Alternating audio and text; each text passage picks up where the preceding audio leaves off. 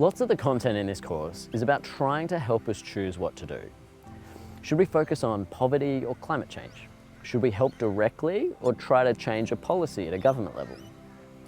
You might be tempted to say we should just do both. ¿Por qué no los dos? In an ideal world, we'd fix all the problems and do all of the things. But we all agree we have a limited amount of time and resources. If we just have both and our pie is limited, then we've got to keep cutting the pie until no one really gets a slice. If we had unlimited resources, we could have both soft and hard tacos. But in this world, choosing more soft tacos means fewer hard ones. And if you thought you'd be able to have unlimited tacos, then I'm really sorry, this video is going to be a total bummer. This means we have to choose. Even if you refuse to choose, you're still making a choice to not decide, at least not yet.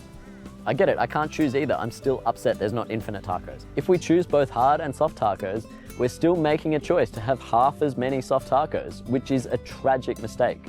As my wife says, if I chose to wait for the perfect man, I'm choosing to remain single. So, every decision has what's called an opportunity cost. By doing one thing, we've decided to not do another. Sometimes these opportunity costs are a little more hidden than we'd like. When I was shopping the other day, I saw a new cafe offering free coffee. I only waited 20 minutes to get a $3 coffee. But at $9 an hour, I was valuing my time at less than half the minimum wage. My brain says it was free, but in reality, it cost me my freedom for that 20 minutes. This points to something we all know, but we don't think about nearly enough. For every decision, there's an opportunity cost. When we choose something, we're cutting off all the other opportunities. Our brains sometimes forget opportunity costs in these choices. When I sit in line for a free coffee, I'm not using that time for something else. If we spend time or money on some way of doing good, it means we're not spending it on another one. So these opportunity costs affect our daily decisions, but they also put pressure on governments and companies and foundations as well. Governments manage a lot of money, but when they spend money on a new road, they're choosing to not spend that money on better schools or healthcare for children. The same with foundations. The Bill and Melinda Gates Foundation has over $70 billion to spend fighting poverty, disease, and inequality. On some scales, that's a huge amount of money, more than the annual GDP of Uganda, a country of almost 50 million people. But still, every $1 billion they spend on education in America is $1 billion they can't spend on poverty in Uganda. Foundations and governments have a lot of resources, but they're still limited, so they still need to make choices. Now, it's easier to make these choices when we've got some numbers to help us compare. When we're shopping for something, it's easier to compare things based on their score from reviews.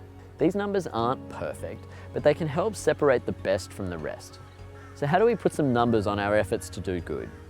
One of the simplest methods is the lives that we save, or more specifically, how much we extend how long people live. If the global life expectancy is 73 and a car accident kills someone who's 23, then it's a tragedy because they've lost at least 50 years of their life. This is called the potential years of life lost. Using this metric, we should try and stop the things that end life early, like child mortality. The problem with this approach is that it only accounts for the length of your life, not the quality. If it was your friend who died in the car accident and you developed severe depression, but you still lived to 73, the potential years of life lost would still be 0. This isn't great. You could be miserable, but the measure doesn't count it. What the World Health Organization does in these circumstances is account for the quality of your life.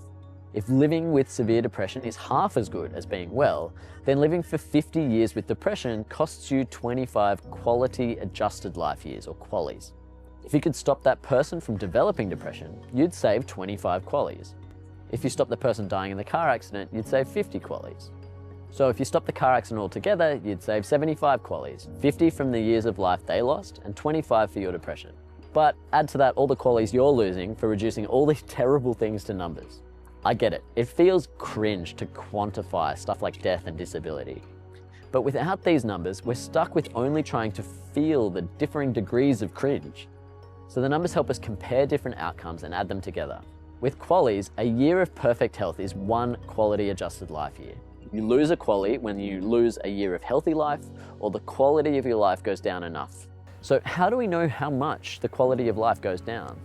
There are a range of methods, but often experts ask people who have the condition, or ask others how bad it would be if they developed it.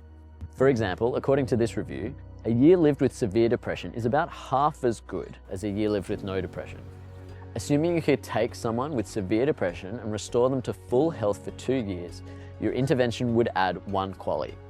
Using the metric of a QALY, you can then quantify and compare this depression intervention to something totally different, like treating type 2 diabetes.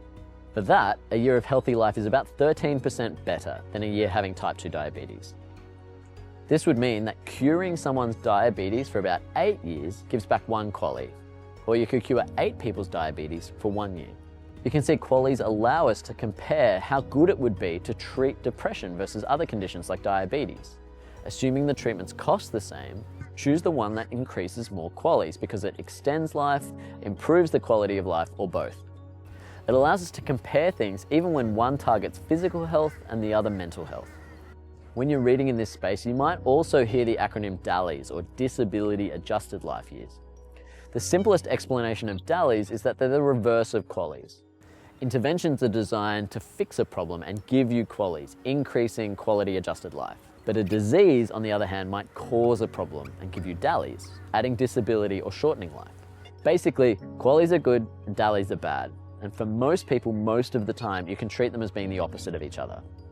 If you're trying to compare between interventions, it helps to find the one that produces the most quality adjusted life years, or QALYs. If you're trying to choose what problem to solve, it helps to look for the ones that cause the most disability adjusted life years, or DALYs. One problem with both QALYs and DALYs is that they can make it hard to compare other good things outside of health. How do you compare reducing poverty or increasing education to reducing childhood mortality? If you have $5,000, you can use bed nets to protect over 2,000 people from malaria. Malaria causes lots of DALYs, and malaria prevention works well. It costs between $50 and $100 to give 1 QALY. That's a bargain. So $5,000 is usually enough to add 70 or 80 QALYs, which is what most people mean by saving a life. But for $5,000, you can almost double a month's income of the same 100 people on the extreme poverty line. With double your income, you can buy your own treatment for malaria or whatever else you need. So if we have to choose, how do we compare between doubling someone's income and giving them a QALY? Again, we can ask people what they'd prefer to receive. If you ask people in sub-Saharan Africa, they value saving a child far more than any amount of money. On average, for them to choose the cash instead of the malaria treatment, they say you'd need to double the income of between 50 and 300 people. Now, maybe those people aren't thinking about how the cash could also buy malaria prevention. So, you might want to consider the opinion of experts who know the cost of preventing malaria. Also, given donors are the ones giving the money, maybe it also matters what donors want to achieve. A charity evaluator called GiveWell did this. They pulled together experts, donors, and those receiving aid, and they found pretty consistent results. From the 3 approaches, they say you'd need to double the income of over 100 people to choose the money over the QALYs. Using methods like these, you can compare different interventions in different areas. These are subjective judgments, so GiveWell calls them moral weights, but they show you can compare apples and oranges. You can ask recipients, do you want an apple or an orange? What if I said it was 100 apples? You can ask donors, do you want to give apples or oranges? You can ask experts, how many apples give the same benefit as 1 orange? Do you like apples? How you combine these 3 judgments is obviously also subjective, but the 3 approaches gave pretty similar results. Most of these sources agree that saving a child's life is about 100 times more valuable than doubling someone's income for a year. All of these tools help us choose what to do. Using any of the methods above, from QALYs to moral weights, preventing malaria is 10 to 20 times more cost-effective than cash. If we split our $5,000 in half across cash and malaria prevention, it'd be like we're spending half on something we value 10 to 20 times less. If you like cheese pizza 10 or 20 times more than radish pizza, then don't split the pizza half and half. Don't ask why not both. No, just get the cheese pizza. A lovely cheese pizza just for me. You can quantify these hard to measure outcomes, and you can compare between very different options. And I think you should, because the opportunity costs are too damn high.